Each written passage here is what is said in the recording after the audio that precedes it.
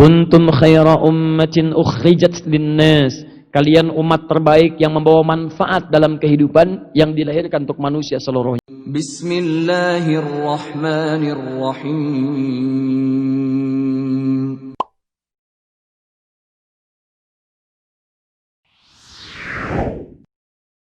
Mereka disifati oleh Al-Quran dengan khaira ummah. Khaira ummah. Umat terbaik yang pernah hidup di muka bumi. Umat terbaik yang pernah dilahirkan menjalani kehidupan di muka bumi. Maka mari kita lihat siapakah umat terbaik itu, seperti apa sifat-sifatnya, bagaimana gambarannya, dan kalau kita kemudian ingin meniti menuju itu, seperti apa amalan yang kita kerjakan, sehingga dengan itu kita menjadi bagian dari yang disebutkan dalam Al-Quran. Itulah bahasan kita yang mudah-mudahan bisa diurai dalam kesempatan ini. Kita coba tuliskan beberapa turunan ayat-ayatnya insyaAllah. Bismillah. 1. Kita turunkan dulu Quran surah ketiga Ali Imran ayat 110 paling kiri sebelah atas.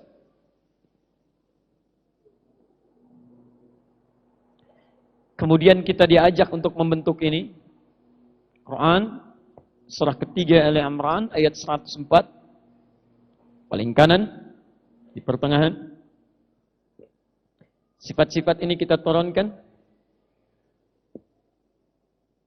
Kita keluarkan amalannya dari bagian terakhir dulu. Ada 3 amalan. 1, 2, 3. Amalan pertama kita keluarkan Quran. Surah kedua Al-Baqarah. Ayat 3 sampai dengan ayat 5-nya.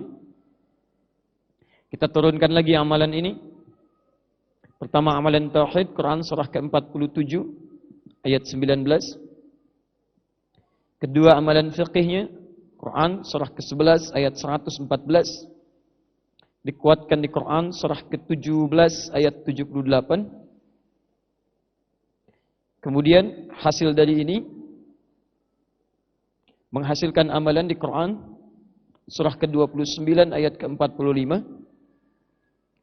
Waktunya ada di Quran surah ke-4 ayat 103. Penjagaannya di Quran surah kedua ayat 238.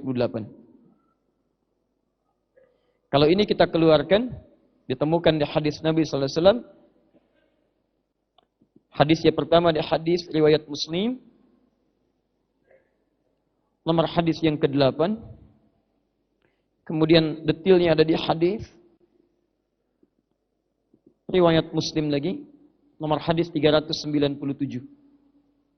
Kalau ingin di Al-Bukhari, kita turunkan juga. Nomor hadis 744. Ini amalan yang pertama. Ini saya keluarkan yang paling standar dulu. Nanti kita turunkan yang lainnya. Amalan keduanya, masih yang ini. Ini ada turunan lagi. Saya turunkan lagi dari sini. Turunkan lagi. Quran surah kedua ayat 261 sampai 263. Yang terbaiknya ditemukan di Quran surah ketiga ayat 92. Kita keluarkan di Quran pada 5 golongan surah kedua ayat 215. Surga yang mungkin diraih lewat amalan ini. Quran surah ketiga ayat 133. Amalan yang ini ditemukan di ayat 134-nya. Di bawah ke rumah tangga, Quran surah keempat ayat 34. Turunkan yang ini lagi, satu lagi amalannya.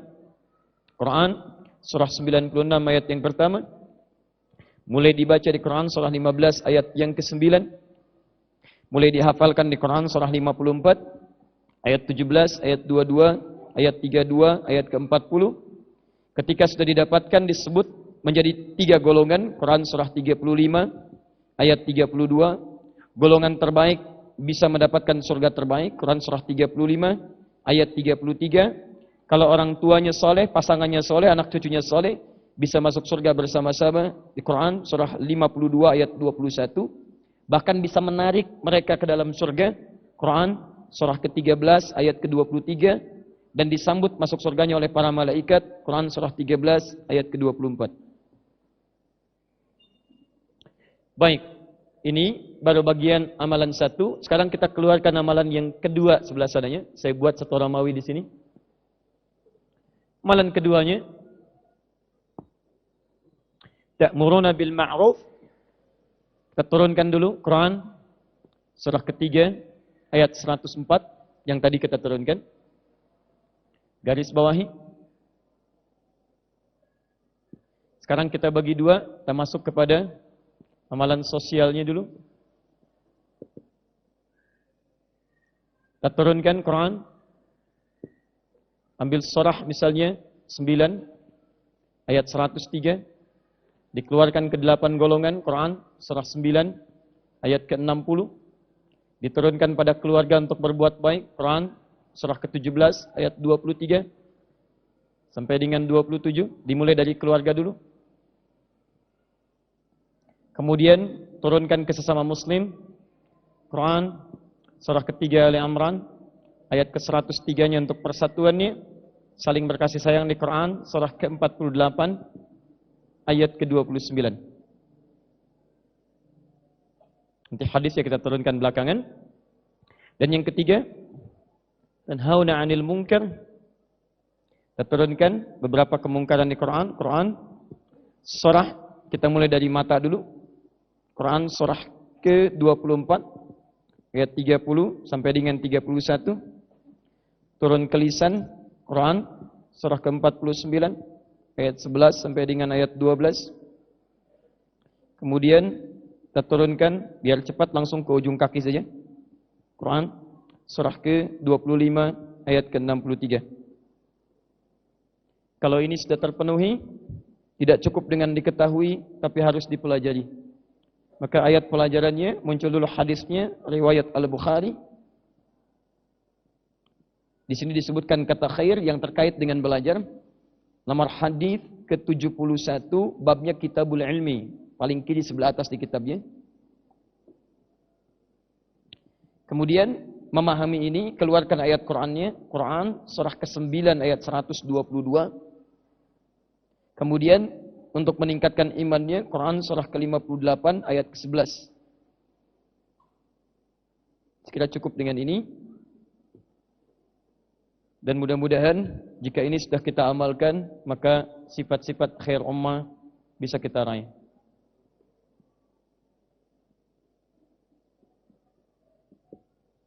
Ini kurang lebih turunannya yang kita coba bahas dalam pertemuan saat ini, insyaallah.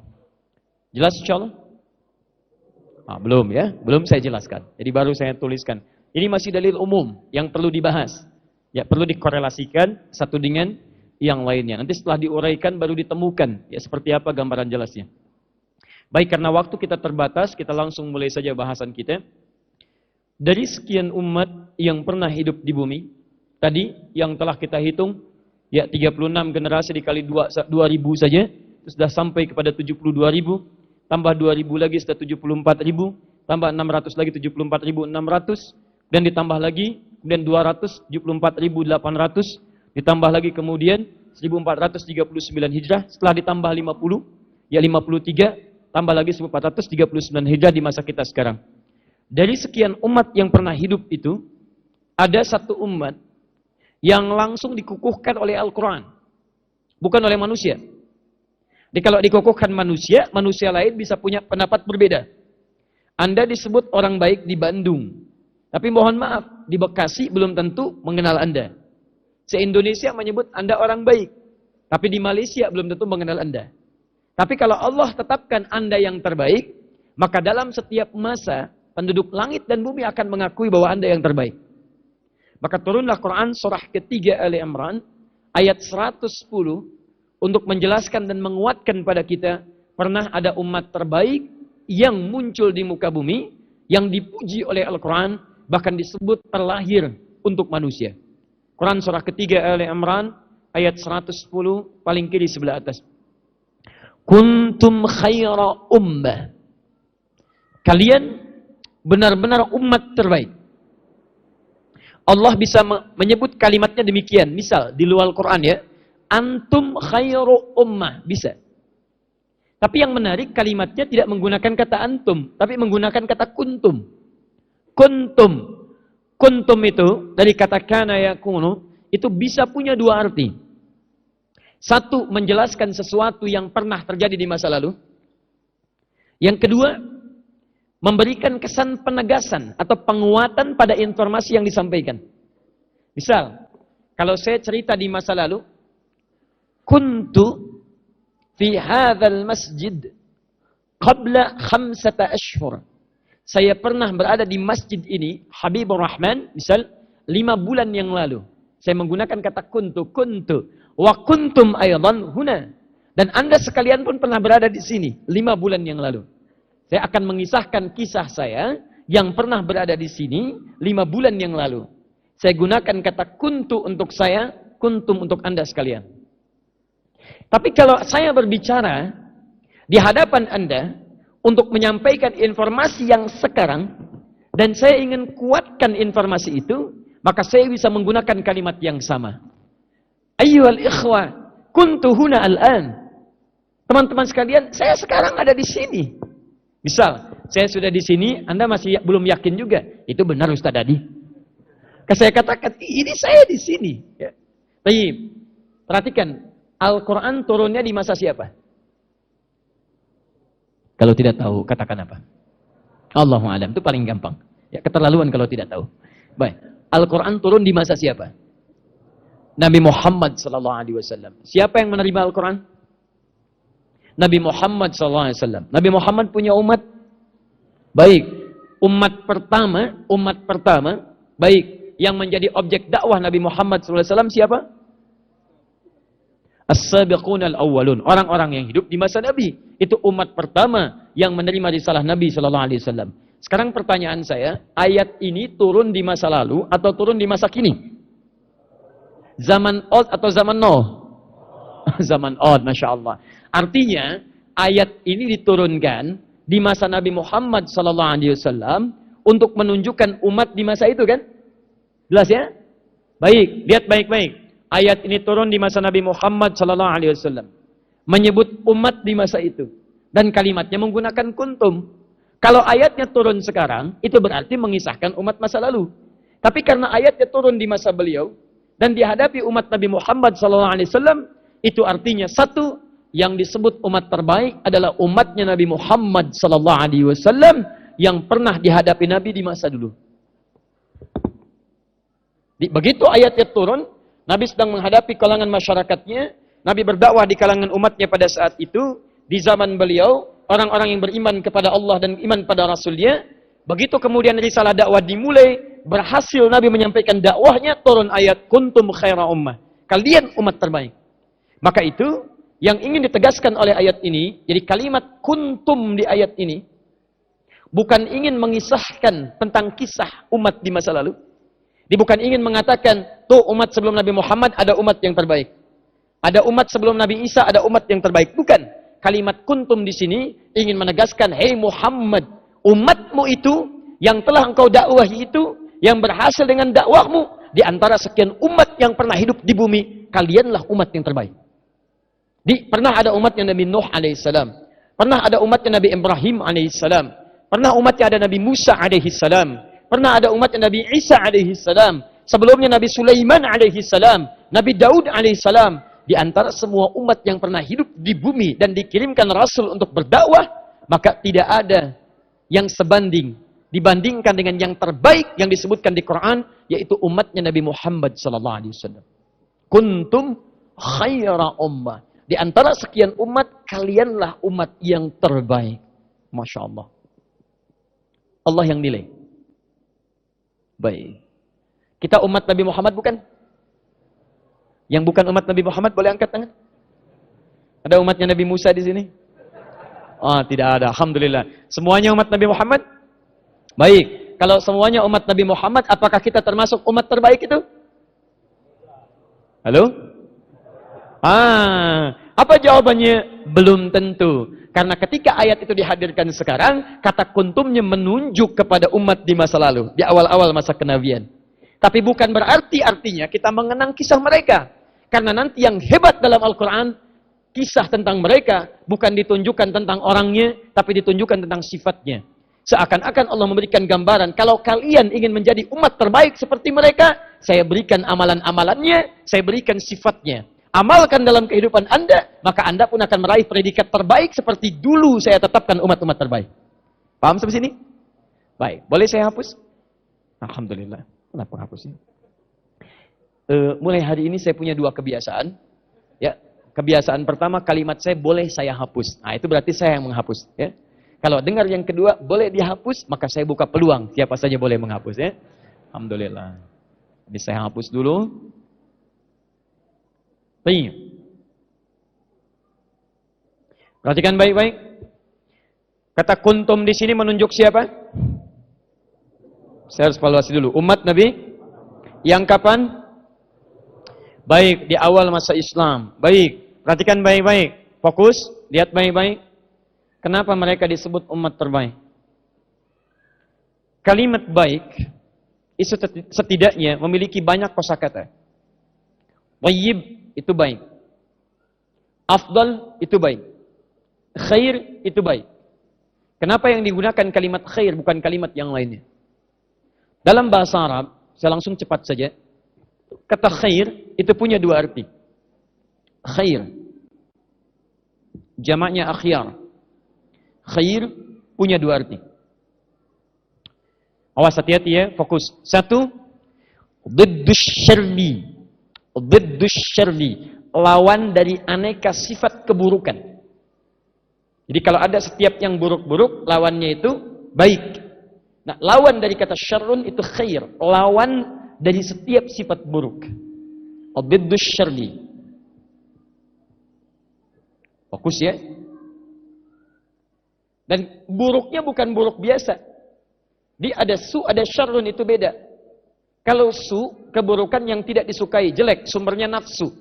Quran surah ke-12 ayat 53. Ya, wa ma ubarri'ud nafsi innan nafsa la'ammaratun bisu. Itu su, keburukan yang bersumber dari nafsu namanya su. Tapi kalau keburukan itu sudah nampak sedemikian jahat, dipraktikkan dan tak terlukiskan bentuknya.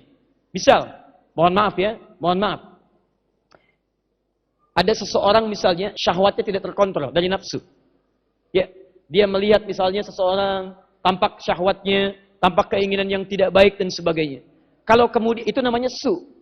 Kalau dipraktikkan dalam bentuk yang lebih kasar lagi, ya bertindak asusila dengan cara yang tidak dibenarkan, terdengarnya tak terlukiskan buruknya, maka berubah kalimatnya dari kata su'un jadi syarrun. Syarrun.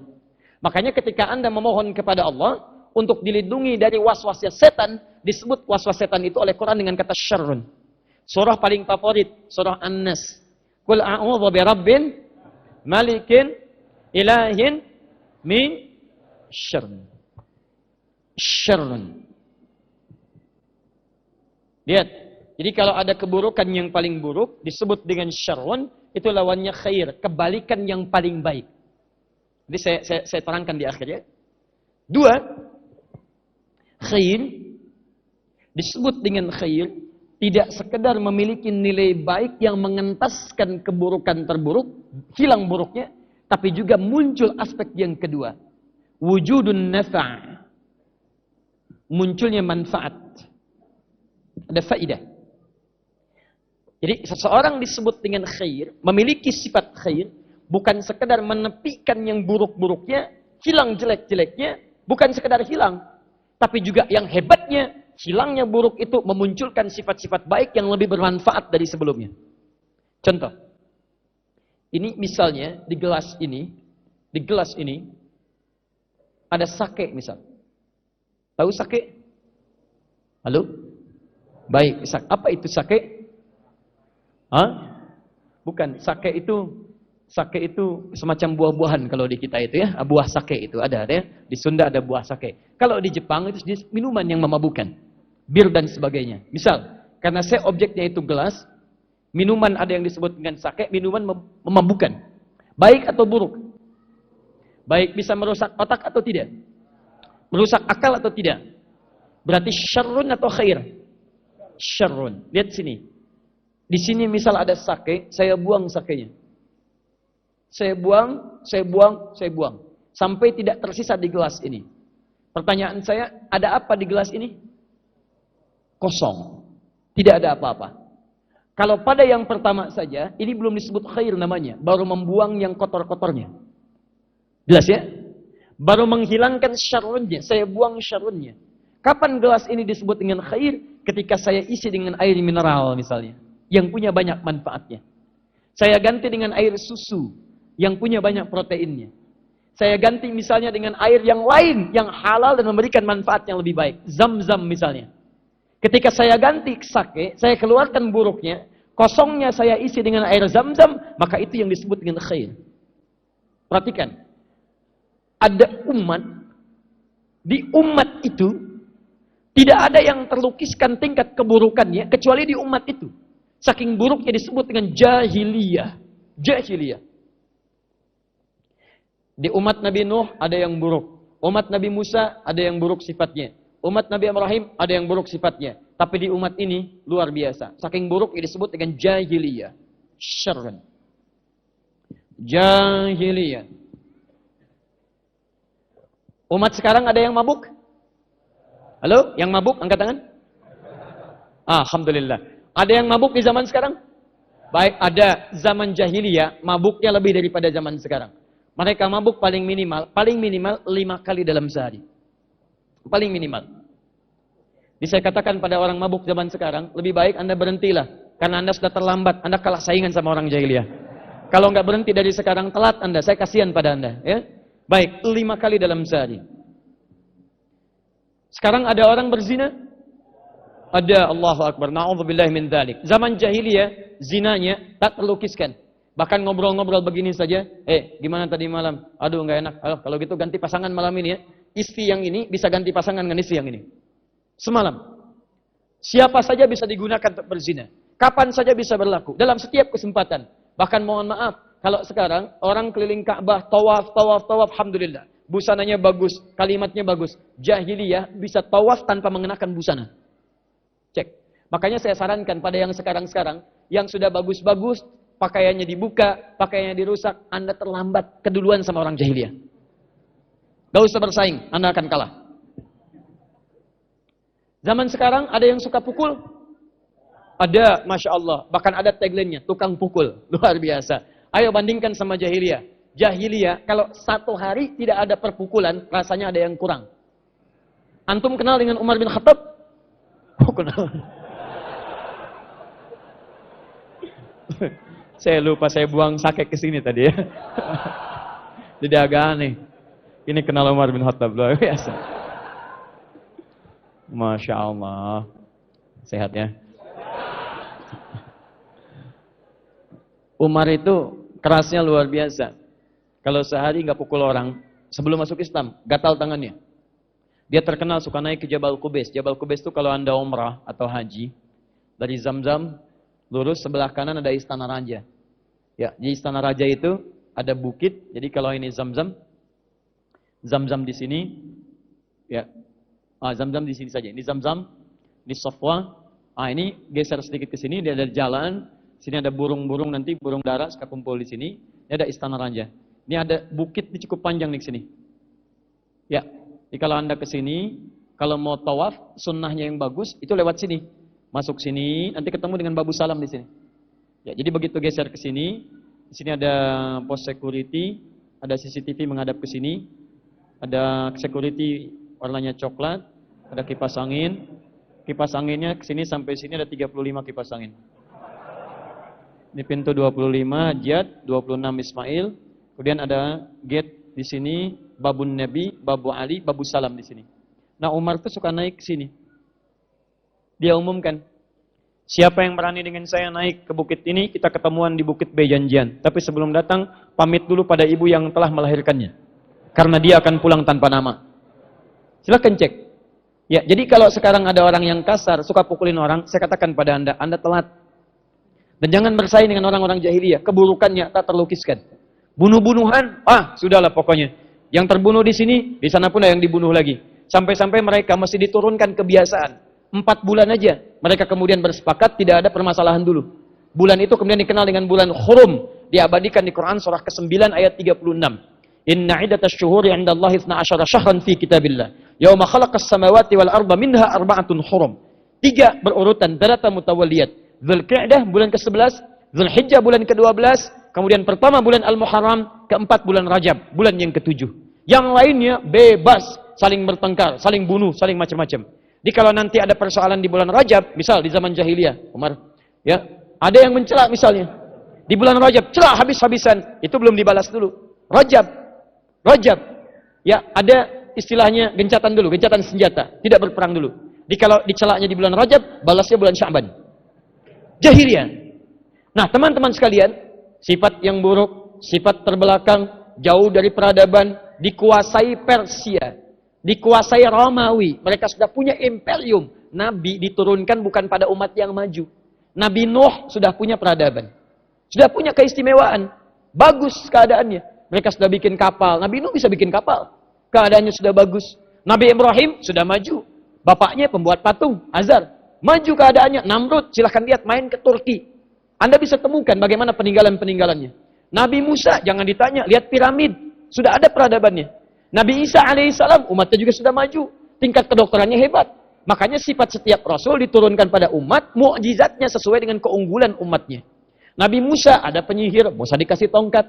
Nabi Isa banyak pakar di bidang kedokteran. Sampai mereka mengatakan tidak ada penyakit yang bisa kami sembuhkan. Diutus Nabi Isa, dikasih luar biasa mukjizat. Dari cuma tangan aja, ngusap. Ngusap disebut masaha. Pengusapan disebut dengan Masih. Nabi Isa disebut dengan Al-Masih. Karena mukjizatnya berada pada usapan. Nabi Isa sakit gigi, usap sembuh. Nabi Isa nggak bisa lihat, usap sembuh. Nabi Isa kolera, usap sembuh. Dokter bangkrut, usap. Yang lain pakai obat. Nabi Isa tinggal usap.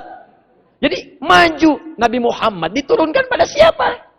Orang terbelakang yang dihadapi tukang mabok, yang dihadapi tukang pukul, yang dihadapi tukang bunuh-bunuhan. Umar, tuh. Luar biasa. Jadi yang dihadapi itu syarrun minas syurur. Nih, sifat-sifat yang begini. Syarrun. Lawannya keburukan-keburukan luar biasa. Sampai-sampai beliau menepi ke Gua Hira. Ya, ke Gua Hira. Jarak 5 atau 6 kilo dari rumah beliau. Di kalau antum ke sini tadi, sampai di sini, ini yang bukit tadi. Di sini ada tiang listrik yang pertama kecil, tiang listrik yang kedua, tiang lampu. Di sini Abu Jahal. Kemudian ke sini nanti, nah ini ada Nabi dilahirkan. Dari sini ke arah sini, ke Bukit Cahaya. Jabal Nur, kisaran 5 sampai 6 kilo. Itu baru sampai bawah. Ya, ke atasnya lagi naik sekitar 700 meter. Saya pernah naik ke atas, langsung ke Gua Hiranya. Saya lihat bebatuannya langsung mengarah ke arah Ka'bah. Saya lihat langsung dari situ posisi ke arah tepat dari Zam-Zam. Ya, ada Zam-Zam yang besar itu. Ya, itu kan dekat dengan rumah Nabi. Itu dari situ ke Gua Hira saja. Setidaknya membutuhkan atau melewati 5 bukit yang harus dilalui. Kalau mau jalan kaki. Saya ingin tunjukkan betapa orang sekarang kalau belajar Nabi di mana menerima wahyu, Gua Hira, coba main ke sana. Berapa jarak dari rumah Nabi ke Gua Hira? Berapa perjuangannya? Yang ingin saya turunkan teman-teman sekalian, bayangkan dengan keadaan seperti itu, Nabi uzlah mendekat kepada Allah untuk minta solusi pada Allah Subhanahu wa taala. Sehingga apa yang terjadi secara singkat? Diturunkan wahyu oleh Allah Subhanahu wa taala. Iqra bismi rabbikal ladzi khalaq. Khalaqal insana min 'alaq. Iqra wa rabbukal akram. Dan seterusnya ayat. Turun. Selama 5 tahun diberikan bekal oleh Allah Subhanahu wa taala. 610 Masehi, usia 40 tahun. Turunlah kemudian wahyu pertama itu. Dalam 5 tahun diberikan pembekalan oleh Allah Subhanahu wa taala. Turun. Sampai turun Quran surah ke-74 Al-Mudaththir untuk berdakwah secara terang-terangan. Tahun 615 Masehi. 5 tahun setelah proses turunnya itu. Maka teman-teman sekalian, berdakwah Nabi sallallahu alaihi wasallam mulai keluar. Setelah dakwah ke pribadi di keluarganya. Ya, kepada istrinya, pada yang terdekat dengan beliau sallallahu alaihi wasallam. Singkat cerita, singkat kata, turun Al-Qur'an sepenuhnya. Diajarkan pada masyarakat itu sampai beliau berhijrah ke Madinah, ya Al-Munawwarah. Madinah pun asalnya Yathrib. Yathrib namanya bukan Madinah. Asalnya Yathrib. Yathrib, ya fa ra ba. Apa artinya Yathrib? Bukan Allahu a'lam, ada artinya. Yathrib artinya kotor, jorok. Kotor, jorok. Ya, hal-hal yang kira-kira kurang menyenangkan. Begitu datang Nabi, risalah nubuwah, membawa nilai-nilai Al-Quran, datang ke sana, tiba-tiba ada cahaya. Kota itu tiba-tiba mendapatkan cahaya. Kalau yang bercahaya disebut munawwir. Kalau yang terkena cahaya disebut dengan munawwar. Kalau ujungnya pakai ta, maka tambahkan dengan ta. Munawwar tambah ta dengan munawwarah. Karena tadinya kotor, Yatsrib kotor, jorok, datang Nabi, tiba-tiba suasananya berubah. Yang kotor ditata oleh Nabi jadi baik lagi. Yang bertengkar dipersaudarakan oleh Nabi sallallahu alaihi wasallam. Dibangun pusat peradaban, mulai dari masjid, kemudian berambet ke pasar, membentuk sebuah masyarakat Madani, berubah nama dari Yatsrib jadi Madinah. Madinah, kota. Dari yang kotor jadi kota. Karena Madinah ada taknya, muncul seakan-akan ada cahaya di dalamnya. Madinah Munawwarah. Munawwar karena Madinahnya ada taknya, Madinah tak ada taknya, munawwarnya ditambahkan tak, sifat dengan mausuf. Maka jadilah Madinah Munawwarah. Perhatikan, turun Al-Quran secara penuh. Didakwahi oleh Nabi, sampaikan pada masyarakat terbelakang itu. Tiba-tiba Allahu Akbar, syarr. Yang sifat buruk-buruk tadi terakumulasi jadi jahiliyah, tiba-tiba berubah jadi khair. Pencela tiba-tiba berubah jadi pecinta. Pemukul jadi perangkul. Pembunuh jadi penolong. Orang paling rakus jadi orang paling pemberi dermawan. Orang paling sombong berubah jadi orang paling tawadhu di muka bumi. Yang paling hebat bukan cuma hilang sifat buruknya, tiba-tiba semua yang kasar tadi, kasarannya berubah jadi tegas, tegasnya berubah jadi manfaat. Yang rakus tadi berubah jadi dermawan, dermawannya pun berubah jadi pemberi. Jadi bukan cuma sifat rakusnya hilang, tapi rakusnya berubah jadi pemberi. Terbayang nggak? Maaf, yang kasar tadi bukan cuma kasarnya hilang, tapi kasarnya berubah menjadi tegas, tegasnya berubah jadi manfaat. Di buruknya hilang, syarrun wujudun nafa', manfaat yang muncul dalam kehidupan. Antum kenal dengan Abu Dzar Al-Ghifari? Cukuplah Umar satu ya, tidak perlu ada yang lainnya. Abu Dzar itu kan nama aslinya bukan Abu Dzar, Jundub bin Junadah, nama aslinya. Al-Ghifari itu nama kota, daerah, namanya Ghifar, makanya dikenal Al-Ghifari. Ghifar itu kota apa? Kota gelap. Gelap, bukan gelap nggak ada lampu. Kota yang penuh dengan kegelapan.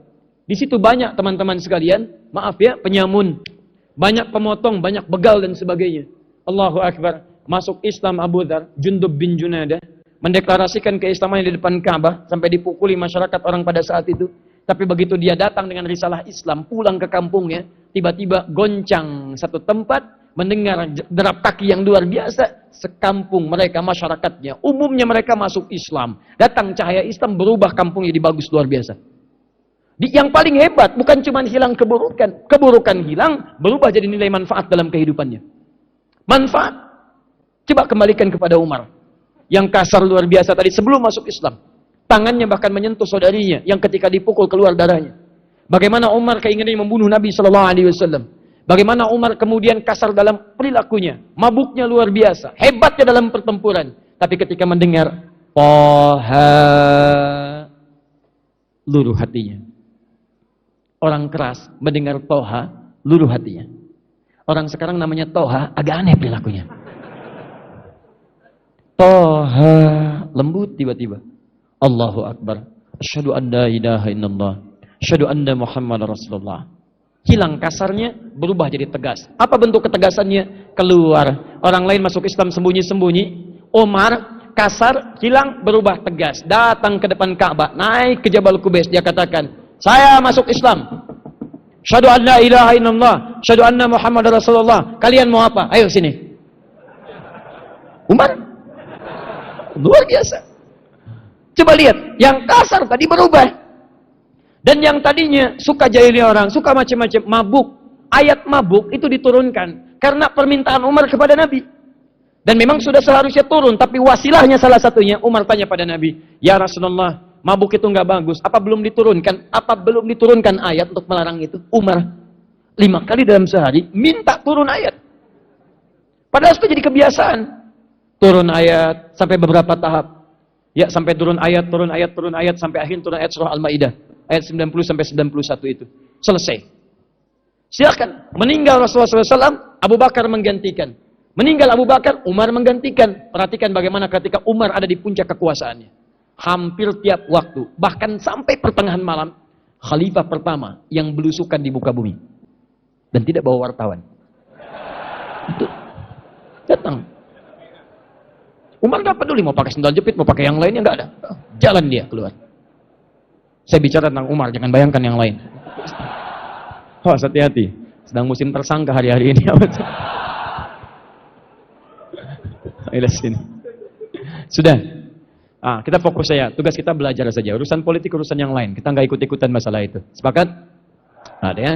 Baik. Lihat sini, teman-teman sekalian. Belusukan. Keluar.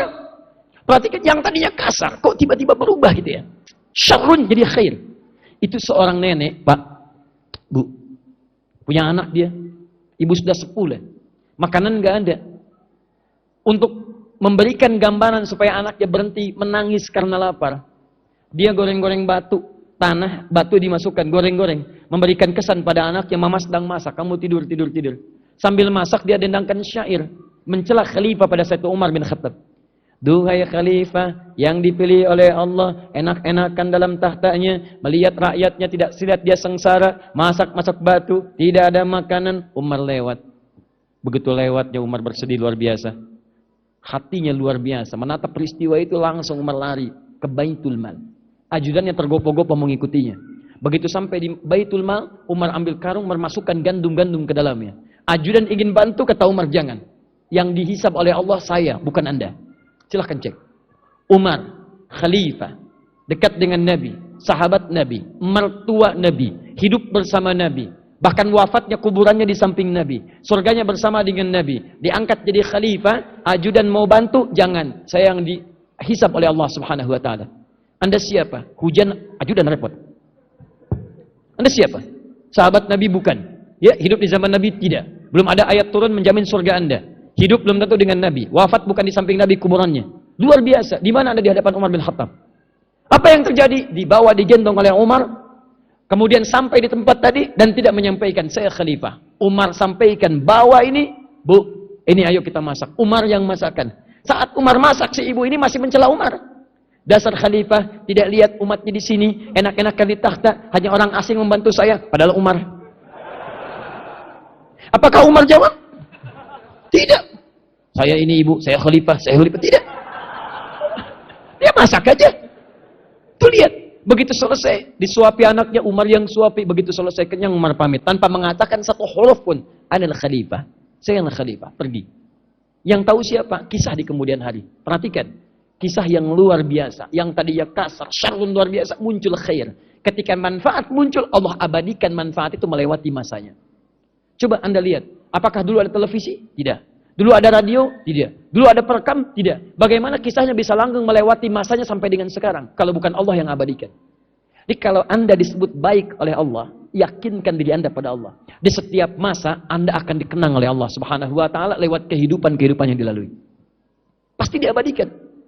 Tapi kalau kehidupan Anda untuk tujuan dunia saja, selesai dunia Anda. Dan Anda akan terlupakan dalam kehidupan dunia. Silahkan kalau ingin coba. Teman-teman sekalian, jadi singkatnya, hilang jahiliyahnya, muncul khairnya, Yathribnya jadi Madinah Al-Munawwarah, orang-orang yang jelek-jeleknya muncul yang baik-baiknya, kemudian banyak manfaatnya, maka pada saat itulah muncul orang paling dermawan yang diabadikan di Quran surah 59 ayat 9 sampai dengan 10. Muncul orang-orang hebat yang dengan pengetahuannya dia bisa membuka keburukan di muka bumi. Saya tidak mengatakan menaklukkan, karena di Islam tidak ada istilah penaklukan. Yang ada pembukaan. Silahkan cek. Begitu umat Islam datang ke satu tempat, terbuka segala kemajuannya. Islam datang kemudian ke Spanyol. Di Spanyol tertinggal. Bahkan orang Spanyol datang ke Musa bin Nusir. Dulu Afrika Utara itu provinsi. Datang ke Musa bin Nusir, minta bantuan dari kekejaman Raja Rodrik. Dikirimkan kemudian Tariq bin Ziyad. Datang ke sana, dibuka. Begitu dibuka, muncul peradaban. Peradaban Islam di Spanyol. Bertahan 700 tahun. Muncul kemudian pengetahuan. Ada pengembangan. Eropa belajar dari situ. Barat dibuka kegelapannya. Dibawa ke Baghdad, muncul peradaban Islam di Baghdad. Dibawa ke Afrika Utara, Muawiyah, Amr bin As, sebagian dari sahabat, Masya Allah, berjalan ekspedisi dari Afrika Utara, Mesir, Libya, Tunisia, Maroko, Aljazair, sampai ke Syam, sampai membuat jame, masjid di sana, Masjid Muawiyah. Apa yang terjadi? Mesir, Islam, Libya, Islam, Tunisia, Islam, Maroko, Islam, Aljazair, Islam, sampai dengan ke Syam, sekarang 4 negara. Palestina, ada Libanon, ada Jordania, ada kemudian Syria.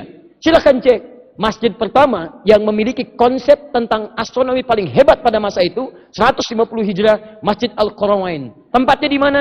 Di Tunis. Siapa yang bangun? Orang Islam. Bukan masjidnya, tapi di dalam masjid itu, di ruang tengahnya, ada prototipe bagaimana mengukur waktu sholat lewat pancaran sinar matahari.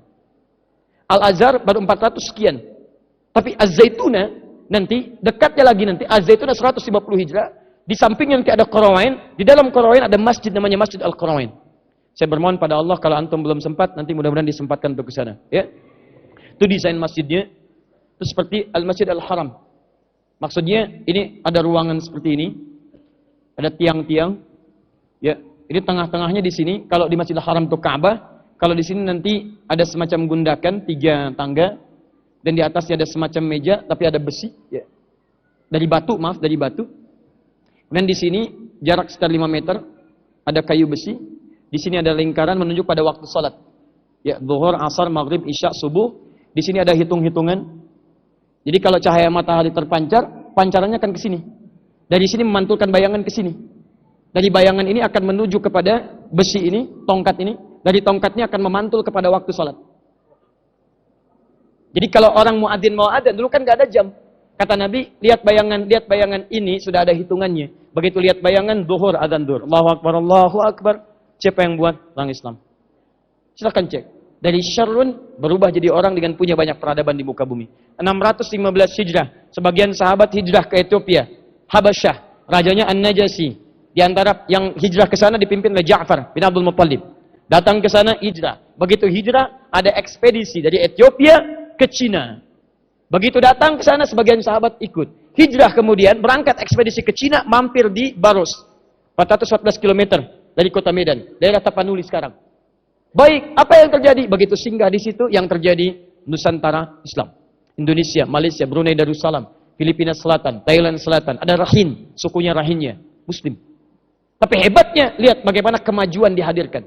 Perdagangan sukses, keadaan sukses, hubungan luar biasa. Sampai saking suksesnya, Barat ingin mengambil rempah-rempah dari daerah Nusantara itu. Ini dia.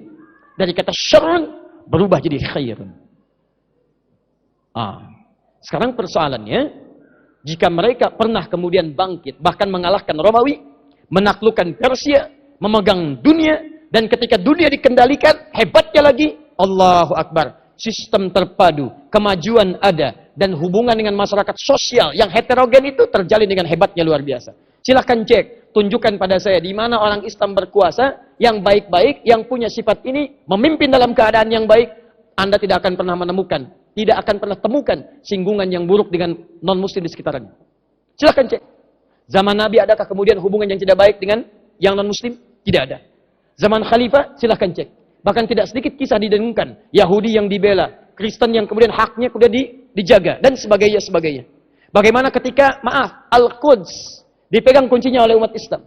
Bagaimana ketenangannya? Tanyakan pada generasi Palestina. Tanyakan pada Kristen di Palestina. Tanyakan pada Yahudi di Palestina. Ketika ada orang Islam di situ, Umar memberikan kuncinya, Umar memberikan tahtanya, ya, memberikan penunjukan nilai Islamnya. Apa yang terjadi di sana? Kemuliaan, kesetaraan dalam hak-hak kehidupan kemanusiaan.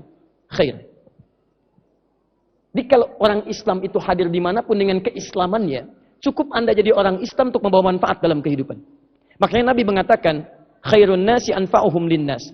Manusia terbaik itu yang bisa memberi manfaat untuk sekitarnya. Jadi kalau Anda, Anda mengatakan orang Islam, dan Anda ingin mengatakan saya ingin jadi umat yang khair, tapi dimanapun Anda tidak membawa manfaat dalam kehidupan, maka Anda belum termasuk jadi umat Islam yang baik. Makanya silahkan cek dalam Al-Quran, nanti kita akan bahas.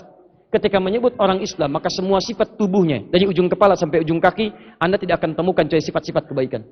Silahkan cek. Jadi kalau kita sekarang mengatakan khairu ummah, tapi diri kita sendiri tidak membawa manfaat untuk orang lain. Dengan tetangga, gak ada manfaatnya. Dengan orang tua, gak ada manfaatnya. Dengan anak, gak ada manfaatnya. Dengan teman, gak ada manfaatnya. Maka dari itu kita dudukkan kembali, kita pelajari konsepnya, dan keluar dari sini buktikan, Andalah khairu ummah yang dimaksudkan. Ini baru mukaddimah. Kita mulai bahasannya. Umar? Baik. Jahiliyah berubah jadi sifat khair. Buruknya hilang, baiknya muncul, manfaatnya terasakan. Bagaimana bisa mendapati itu? Kata Quran syaratnya 3. Nah, ini ya. Saya berikan rumus tafsir ya. Mohon izin saya melambatkan sedikit. Jika dalam Al-Quran ditemukan satu keterangan, tapi tidak disebutkan detail orangnya, kapan kejadiannya, artinya kejadian itu bisa kembali terjadi di masa depan dengan tokoh-tokoh dan masa yang berbeda. Tapi jika disebutkan siapa orangnya, detail penyebutannya, kapan kejadiannya, maka artinya sifat dan kejadian itu tidak akan pernah terjadi lagi di masa depan. Contoh yang kedua seperti Maryam binti Imran. Wa Maryam ibnata Imran. Maryam bintinya langsung disebutkan, binti anak perempuannya Imran. Bisa mengandung, melahirkan, dan tanpa disentuh laki-laki manapun. Bahasa Qur'annya tanpa disentuh laki-laki manapun. Walam yamsasni bashar. Saya enggak pernah disentuh tapi bisa mengandung, melahirkan. Artinya yang bisa mengandung dan melahirkan tanpa disentuh laki-laki manapun cuman Maryam anak perempuannya Imran. Di masa depan tidak ada laki yang bisa melakukan demikian. Ya, maaf. Kalau sekarang ada misalnya, saya juga bisa, saya Maryam, saya bisa melahirkan tanpa bapak, banyak. Yang melahirkan tanpa bapak, banyak. Tapi yang tidak disentuh laki-laki manapun cuma Maryam binti Imran. Paham? Tayyib. Sekarang, tadi ketika menyebutkan kuntum khaira ummah, orangnya disebut? Tidak. Disebutkan kapannya? Tidak.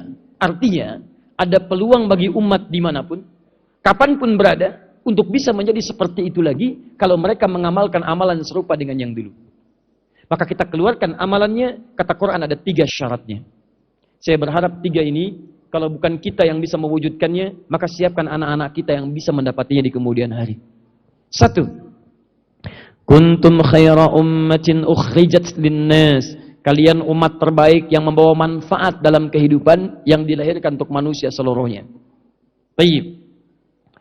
1. Ta'muruna bil ma'ruf. Engkau bisa saling mengajak pada kebaikan.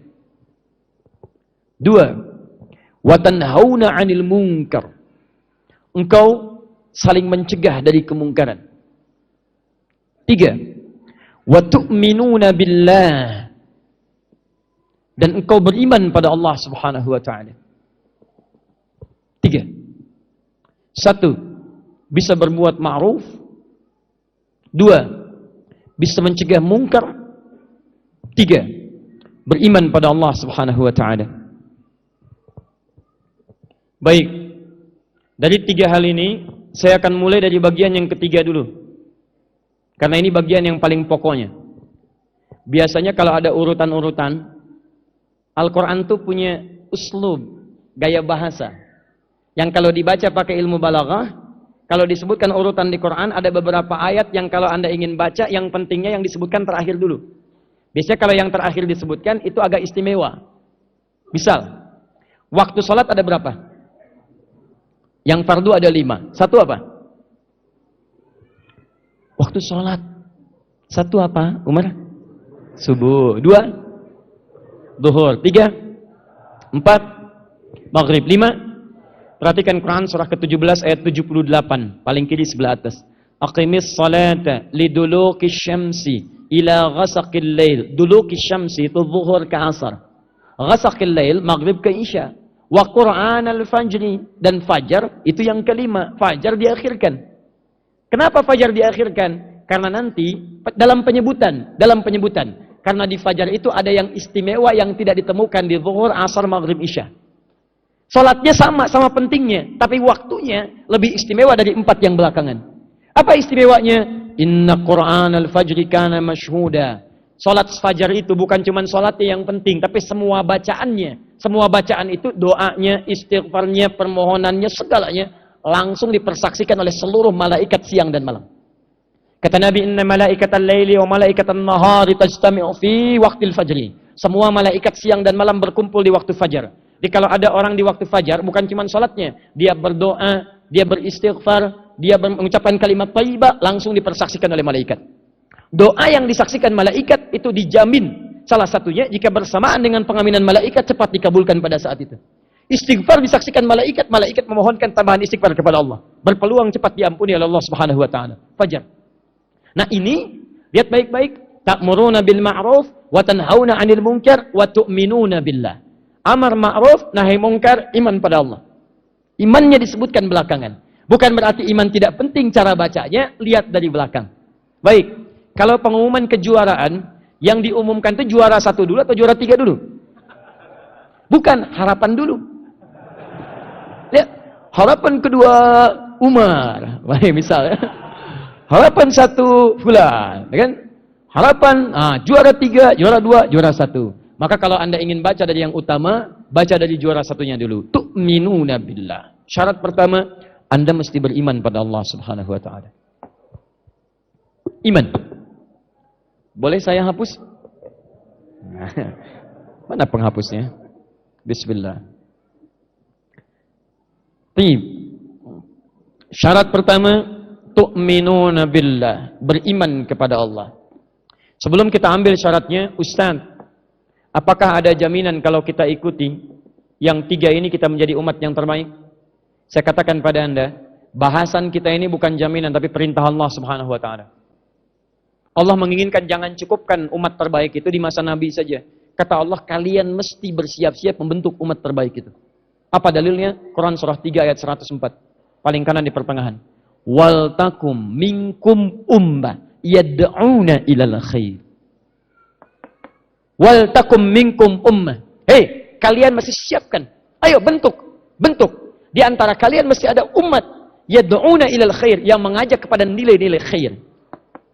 Ya'muruna bil ma'ruf, wa yanhauna 'anil munkar, wa ulaika humul muflihun. Kalau ada yang seperti itu, kata Allah, saya jamin, saya turunkan kebahagiaan dan kesuksesan dalam kehidupan kalian.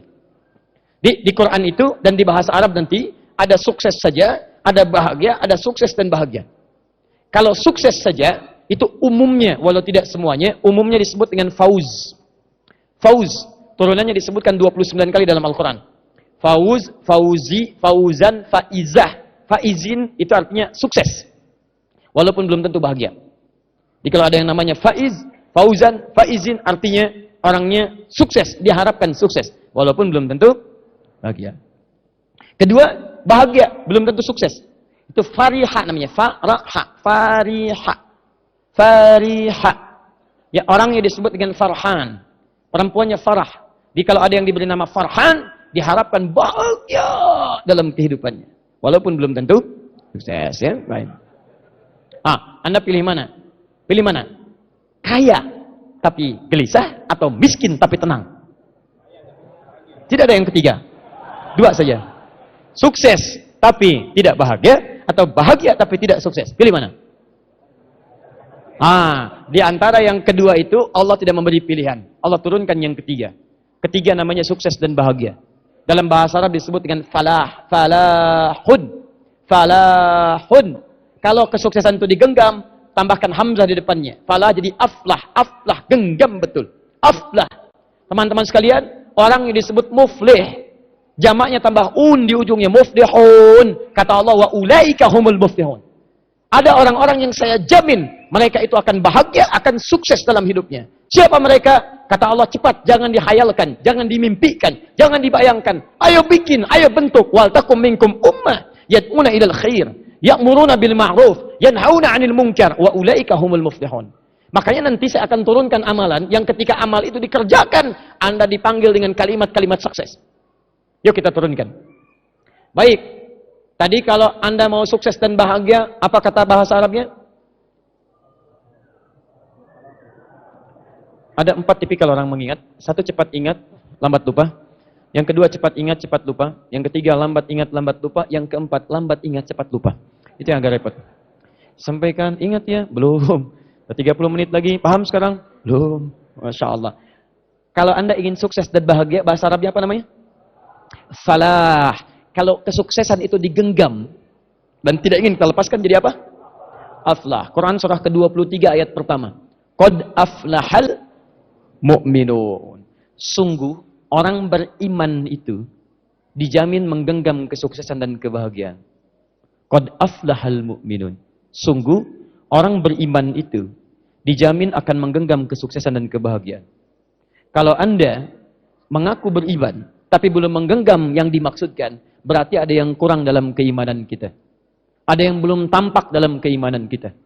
Karena itu kemudian Allah turunkan ayat-ayat yang menyandingkan keimanan dengan amalan-amalan untuk menggenggam kesuksesan dan kebahagiaan itu. Karena itulah kemudian ketika berubah orang menjadi pekerjaan, menjadi amalan, bentuknya dirubah dari kata benda, muflih, isim fa'il kata benda, subjek dirubah oleh Allah menjadi kata kerja. Kata kerjanya apa? Kalau kata kerjanya bergerak, itu disebut dengan mudhari. Kalau kata kerjanya diam, disebut dengan madhi. Perhatikan baik-baik. Kuntum khaira ummah ukhrijat lin-nasi ta'muruna bil ma'ruf wa tanhauna 'anil wa tu'minuna billah. Tu'minun kalian. Tu'minun. Fokus.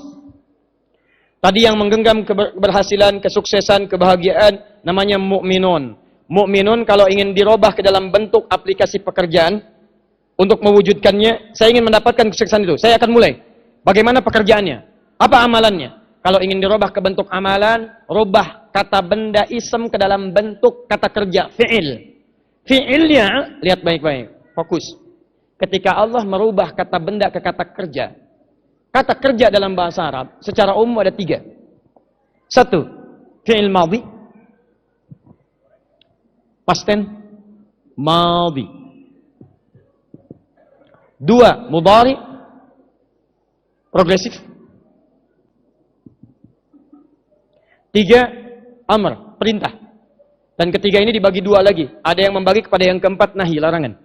Saya simpan yang 2 terakhir, saya terangkan 2 ini saja. Perhatikan ini. Kalau kata kerjanya dibentuk dengan yang pertama, madhi, itu tandanya kata kerja itu kokoh di situ saja dan tidak berkembang sampai ke depan. Di situ saja. Masa lalu. Jalasa, telah duduk. Sekarang nggak duduk lagi. Jelas ya? Tapi kalau Anda ingin ganti pada bentuk yang kedua, terus duduk. Berkembang duduk, terus duduk, sampai ke masa depan, ganti kata kerjanya dalam bentuk mudhari. Tidak usah bingung dengan kalimatnya, dengan istilahnya. Saya akan terangkan maknanya saja. Kalau dalam bahasa Arab, mudhari itu setidaknya, dalam bahasa Inggris punya 3 arti. Present, continuous, future. Present, sekarang. Continuous, terus berlangsung. Future, di masa yang akan datang. Misal, saya ingin katakan, akala telah makan. Saya sedang makan, akul. Besok akan makan, akul. Nanti pun akan makan, akul. Jelas? Aktivitas makan itu terus dijaga. Terus, jangan sampai menurun di situ. Maka rubah ke dalam bentuk fi'il mudhari. Cirinya, di depan kata kerja itu akan ada 1 di antara 4 huruf.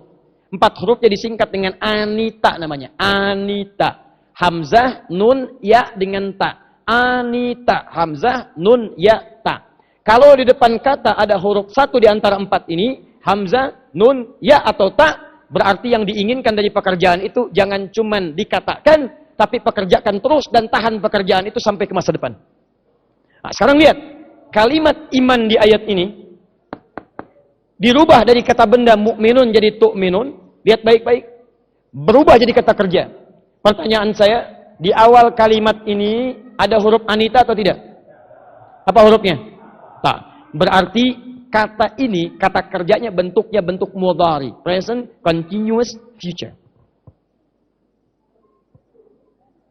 Artinya, orang sukses itu, orang bahagia itu, yang mengaku beriman kepada Allah, dia bukan sekadar mengatakan, saya beriman, selesai. Tapi orang ini, dia akan coba mengembangkan imannya. Sekarang dia beriman, besok dia beriman, nanti dia beriman. Dia jaga imannya, dan dia terus tingkatkan imannya di setiap masa. Mudhari. Jadi kalau Anda cuma katakan, saya beriman, tapi besoknya imannya lemah lagi, besoknya lemah lagi, besoknya lemah lagi, maka belum ada ciri kesuksesan dalam kehidupan Anda. Paham? Baik. Fokus. Kalau ujung kalimatnya ditambah waw dengan nun, itu artinya yang berpeluang mendapatkan itu bukan 1-2 orang, tapi banyak orang. Saya berikan rumus cepat dalam bahasa Arab ya. Kalau Anda ingin mendapatkan bentuk, merubah bentuk jadi banyak, tinggal tambah di ujungnya. Atau in. Muslim 1 orang. Banyak orang? Muslimun. Mukmin 1 orang. Banyak orang? Kafir 1 orang. Banyak orang? Mukhlis 1 orang. Banyak orang? Jahid 1 orang. Banyak orang? Umar 1 orang. Banyak orang? Tidak ada Umarun ya. Tidak ada. Tidak ada Umarun. Lihat. Tu'minun. Ketika Allah mengatakan tu'minuna billah, artinya Allah mengharapkan bukan 1-2 orang, tapi dirikan banyak orang berpeluang mendapatkan kesuksesan dan kebahagiaan dalam kehidupannya. Nah, sekarang pertanyaannya, saya agak cepat sedikit. Ya Allah, saya ingin meraih predikat khairul ummah. Dan saya ingin membuktikan saya beriman dan iman saya akan saya jaga di setiap masa. Bagaimana caranya? Bagaimana caranya? Kalau Anda ingin menjaga keimanan itu, Anda buktikan di hadapan Allah, bagaimana caranya? Maka Allah turunkan kepada kita cara membuktikan dan menjaga kualitas iman kita di hadapan Allah Subhanahu wa taala. Dan inilah kunci pembuka kesuksesan di hadapan Allah Subhanahu wa taala. Quran surah kedua ayat ketiga sampai ayat 5. Masih ingat tadi? Orang sukses namanya siapa? Sukses dan bahagia namanya siapa? Falah. Ya, itu kata dasarnya. Aflah dipegang, orangnya muflih.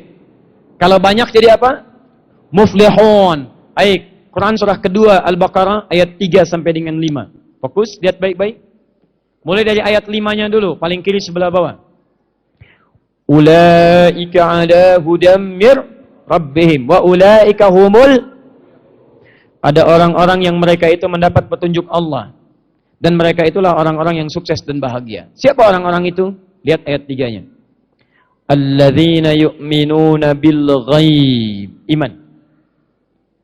Pertama, alladzina yu'minun. Yu'minun ada anitanya tidak? Ada hurufnya apa? Iya, ujungnya ada un atau tidak? Ada, berarti banyak atau sedikit? Banyak. Allah membuka peluang. Hei, di antara umat yang ada, kalau ingin terlibat dalam proyek ini silahkan masuk. Kalau ingin mendapatkan predikat khairul ummah silahkan masuk. Syaratnya yu'minun. Yu. Mudhari, present continuous future. Syaratnya Anda mesti merawat iman Anda dari sekarang nanti sampai kapanpun. Bagaimana cara merawatnya? Mari kita turunkan amalan-amalannya. Pertama, alladzina yu'minuna bil ghaib. Harus yakin pada Allah. Walaupun belum nampak dalam pandangan kita. Yakin pada Allah, walaupun belum nampak pada pandangan kita.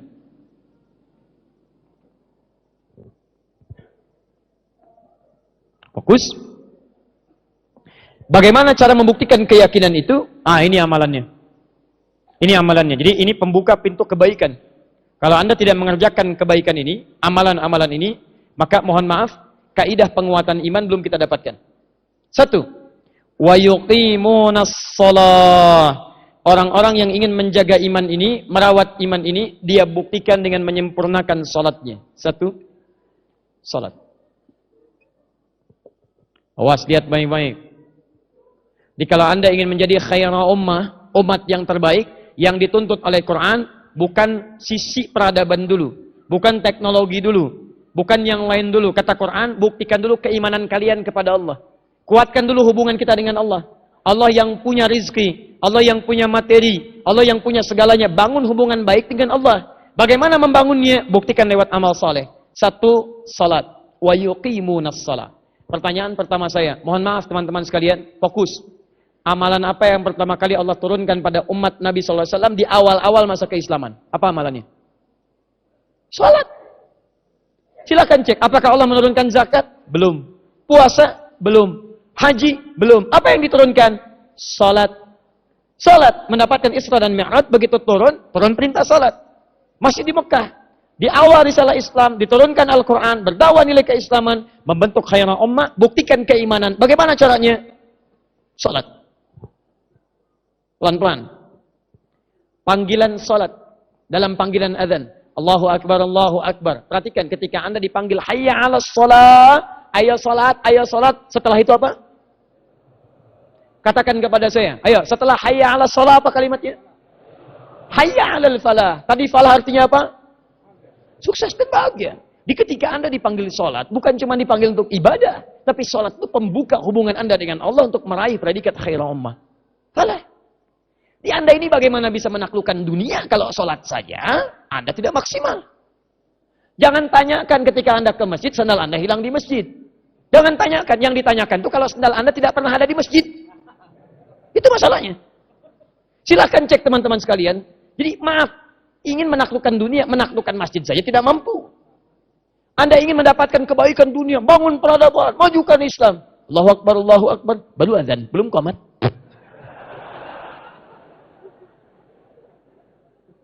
Dilihat pelan-pelan. Jadi membangun sifat baik itu bermula dari dalam diri kita. Bangun hubungan baik. Baik, sholatnya seperti apa? Ini rinciannya. Kalau sholat sudah dilakukan dengan baik, bagaimana hasilnya?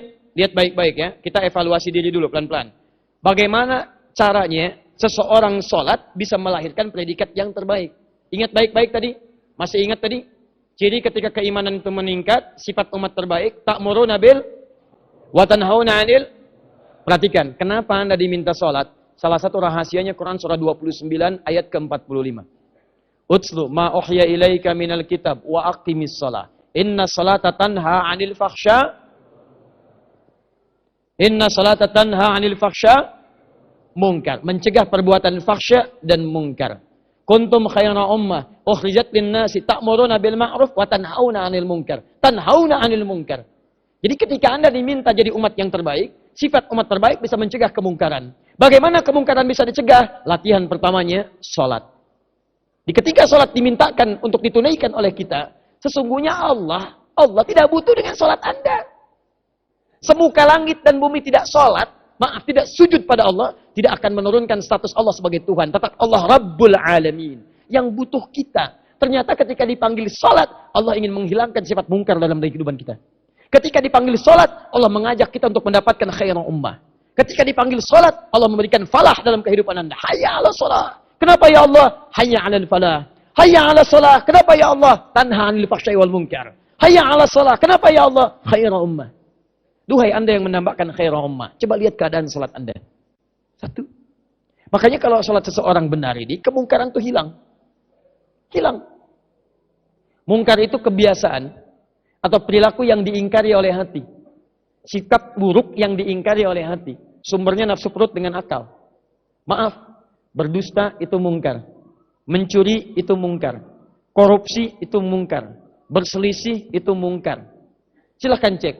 Dari sekian Anda sholat, berapa kali Anda bisa menghilangkan sifat-sifat buruk yang disebutkan? Katanya rajin sholat. Bahkan rajin ta'lim. Ta'limnya Quran dan Sunnah. Sholatnya belajar sifat sholat Nabi SAW. Tapi Masya Allah, lisannya luar biasa.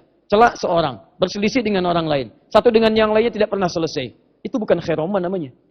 Mana faedah sholatnya? Katanya yang jadi khairul ummah. Sholat mencegah perbuatan mungkar. Betapa banyak orang ke masjid kehilangan sandalnya. Silahkan cek. Jadi teman-teman sekalian, ada cara pandang baru yang harus kita keluarkan. Kalau Anda ingin jadi khairul ummah, maka setidaknya perdalam keadaan sholat kita. Ini cirinya. Saya sudah selesaikan bab sifat sholat ini. Ya, pada kedatangan saya awal-awal di Bandung, dan ternyata semua bacaan dan gerakan sholat itu ada maknanya. Demi Allah saya katakan pada Anda ya, saya ulang sekali lagi ya, Anda cukup pelajari ini, belajar sholat dengan baik, maka Anda akan terbebas dari perbuatan mungkar, bahkan fahsya akan hilang dari dalam diri kita, akan hilang. Karena ternyata ketika Anda sholat, itu semua bacaan dan gerakan sholat, dari mulai awal sampai akhir, itu ada maknanya. Dan Nabi membimbing dengan keseluruhannya. Anda kenal Abu Bakar? Umar? Jadi gini Umar. Abu Bakar itu, As-Siddiq radhiyallahu ta'ala anhu, itu baru takbir saja. Allahu Akbar, baru takbir, sudah bergetar. Saking pahamnya apa yang diucapkan. Saking pahamnya. Di begitu beliau takbir, Allahu Akbar, bergetar tangannya. Selesai ditanya oleh sahabat, kenapa demikian? Kata beliau, saya takut ketika saya mengungkapkan Allahu Akbar, Allah yang maha besar. Saya membawa kebesaran dalam diri saya. Saya takut pernah bersikap angkuh dalam kehidupan. Sombong dengan orang lain. Merasa paling hebat dalam kehidupan. Takut. Makanya ketika diminta imam oleh Nabi SAW, dalam keadaan Nabi tidak bisa mengimami, beliau berkata menolak dengan halus. Ya, saya khawatir ya Rasulullah. Saya ini orang yang paling tersentuh. Kenapa? Karena merasakan bacaan sholat itu luar biasa. Takutnya ketika takbir sudah gemetar, sudah menangis. Takut mengganggu keadaan makmumnya. Ya, jadi luar biasa khusyuk Abu Bakar. Takbir, bergetar tangan. Umar subuh takbir bergetar juga gitu kan. Di Ciwidey. Ya. Oh, itu. Ada tidak mudah nih. Ada. Dan ada sindiran yang halus di Quran. Halus sekali. Halus. Maaf ya teman-teman. Halus sekali. Kata Quran, maaf. Bahkan ada orang sholat tidak paham dan tidak mengerti apa yang dibaca dan dilakukan dalam sholatnya. Coba saya tanyakan pada diri Anda sendiri. Tunjuk masing-masing, jangan tunjuk diri orang lain.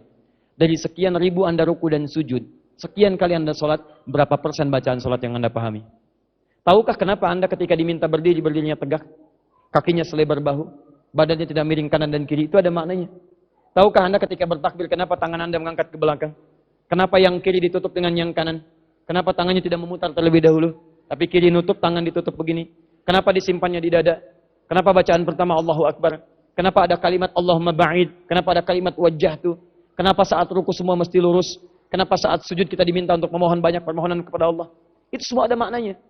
Hebatnya ketika diajarkan kalimat salat ini, ketika diajarkan praktek salatnya, ternyata bisa merubah karakter syarrun jadi khairun.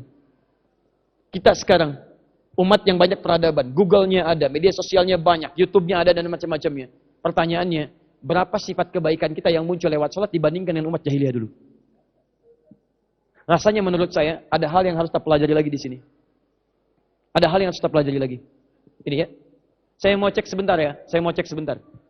Boleh dihapus? Boleh. Tinggal bilang boleh aja, saya hapus lagi ya. Baik. Nah, cuman pertanyaannya, mana yang harus dihapus? Itu masalahnya. Ya. Itu persoalannya. Ya. Kadang-kadang ada yang tidak minta saya hapus, dihapus. Ya. Dan semoga Allah ampuni dosanya. Ya. Baik. Temannya Umar bukan? Baik. Satu, kita cek dulu ya.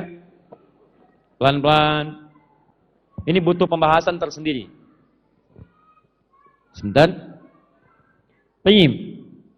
Kita cek yang standar sholat dulu. Standar sholat. Saya belum cek sampai yang paling dalam ya. Kalau Anda ingin jadi khairul ummah, saya mulai dari yang paling sedikit dulu. Sedikit dulu. Sholat berapa waktu? 5 waktu. Masya Allah. Sudah usia begini masih 5 waktu juga. Mana sholat sunnahnya? Sholat fardu berapa waktu? Sholat fardu 5 waktu. Baik, saya turunkan standar sholat 5 waktu di Quran. Jadi kalau Anda di bawah standar ini, di bawah apa yang disebutkan ini, berarti sholat Anda sedang di bawah standar. Dekat dengan ban.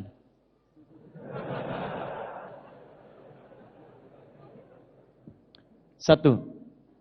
Jumlahnya 5 waktu. Dari segi jumlah 5 waktu. Di sholat fardu jumlahnya 5 waktu. Quran surah ke-11 ayat 114. Tadi sudah ditulis. Quran surah ke-17 ayat 78. Cuma 5 waktu. Di bawah 5 waktu berarti Anda kurang dan berdosa di situ. Di atas 5 waktu Anda terlampau soleh dan berdosa juga. Sekarang jumlahnya 5. Waktunya ada di Quran surah ke-4 ayat 103 di ujung. Ini waktunya. Cara menjaga waktunya ada di Quran surah kedua ayat 238. Awas, ini baru amalan iman yang pertama, belum yang lain. Ini baru amalan iman yang pertama, baru salat. Saya keluarkan yang paling standar. Yang paling standar. Lihat sini. Salat standar ini jumlahnya 5 waktu. Dalilnya ini. Quran surah 11 ayat 114. Aqimis salata tarafain nahar wa zulafan minal lail innal hasanati yudhibnas sayyi'at. Dikuatkan Quran surah 17 ayat 78. Aqimis salata liduluki syamsi ila ghasaqil laili wa Qur'an al-fajr. Inna Qur'an al-fajr kana mashhuda. Nah, ini sudah kita paham semuanya. Waktunya kapan? Waktu menunaikannya, perhatikan baik-baik. Quran surah 4 ayat 103. Lihat ujung ayatnya. Fokus kapan seseorang bisa disebut memiliki standar yang baik dalam menunaikan salat. Innas salata kanat 'alal mu'minina kitaban mawquta. Saya terjemahkan dengan bahasa yang paling singkat. Sungguh orang beriman itu alladzina yu'minun qad aflahal mu'minun. Sungguh orang beriman itu pasti tahu waktu salat. Innas salata kanat 'alal mu'minina kitaban mawquta. Lihat, khairul ummah orang beriman. Yang sukses dan bahagia orang beriman. Kata Quran, orang beriman itu salat. Tahu salatnya. Bukan cuma tahu salatnya 5 waktu. Tapi kata Quran, innas salata kanat 'alal mu'minina kitaban mawquta. Orang beriman itu pasti tahu waktu salat. Jadi kalau Anda ingin mengecek standar iman Anda, standar salat Anda pasti tahu waktu salat. Bukan cuma kenal subuh, zuhur, asar, maghrib, isya. Tapi salat subuh jam berapa? Zuhur jam berapa? Asar jam berapa? Saya cek dulu, gak usah nengok ke sana. Sini. Jangan nengok ke sana, sini. Isya jam berapa?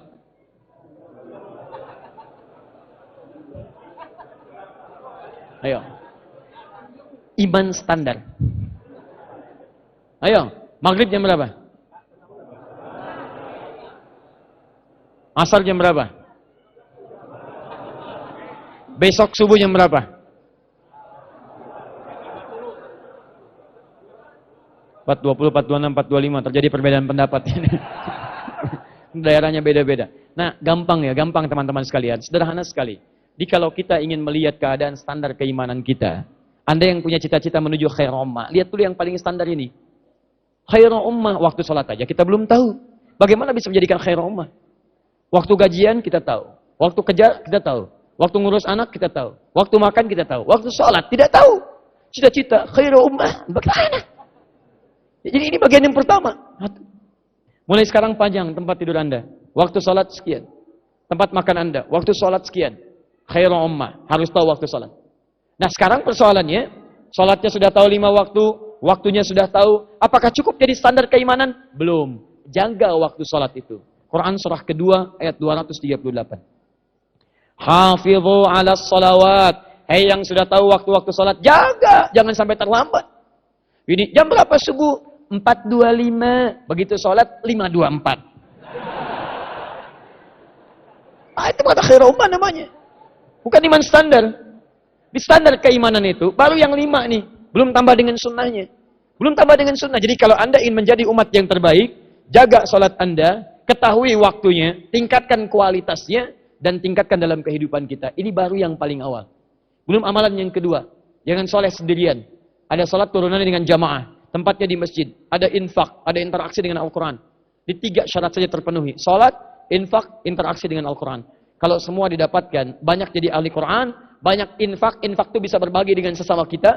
Ayo jangan hidup sendirian baik. Jangan hidup soleh sendirian. Bagi dengan yang lainnya. Infak tidak harus dengan uang. Infak bisa dengan makanan. Infak dengan pakaian. Infak dengan kebaikan-kebaikan yang material. Silahkan. Bagi semua kebaikan. Sampaikan pengetahuan. Sampaikan kesolehan. Ajak yang lain. Kalau semua sudah tersebar dalam kebaikan. Semua sama-sama baik. Itu baru tanda pertama umat bisa menuju khairul ummah. Belum 2 yang lainnya. 1. Saya cukupkan dulu bagian pertama ini. Ya, untuk kita membuka jeda dulu. Kalau ada hal yang ingin ditanyakan, kita coba bahas dulu. Karena saya waktunya sangat terbatas dalam kesempatan ini. Hanya sampai maghrib saja. Khawatir nanti bahasan ini selesai. Ada materi-materi yang mungkin Anda ingin tanyakan. Tidak sempat kami tuntaskan. Ya. Jadi pertama saya simpulkan dulu. Kalau ingin menjadi khairul ummah, umat yang terbaik. Kata Quran, tingkatkan dulu keimanan kita dengan Allah subhanahu wa ta'ala. Ini bagian yang pertama. Bagaimana cara meningkatkan keimanan? Kata Quran, mulai dengan meningkatkan ibadah kita kepada Allah subhanahu wa ta'ala. Dimulai dari apa? Salat. Setelah itu apa? Infak. Setelah itu apa? Interaksi dengan Al-Quran. Saya tahan dulu sampai sini. Nanti akan saya simulasikan bagaimana cepatnya untuk bisa mengamalkan ini. Sebelumnya mungkin saya bahas dulu 1-2 pertanyaan. Nanti setelah itu kita kembalikan ke sini. Ya, dan mudah-mudahan kita bisa akhiri dengan hal yang bisa kita inspirasikan kepada teman-teman kita di luar nanti.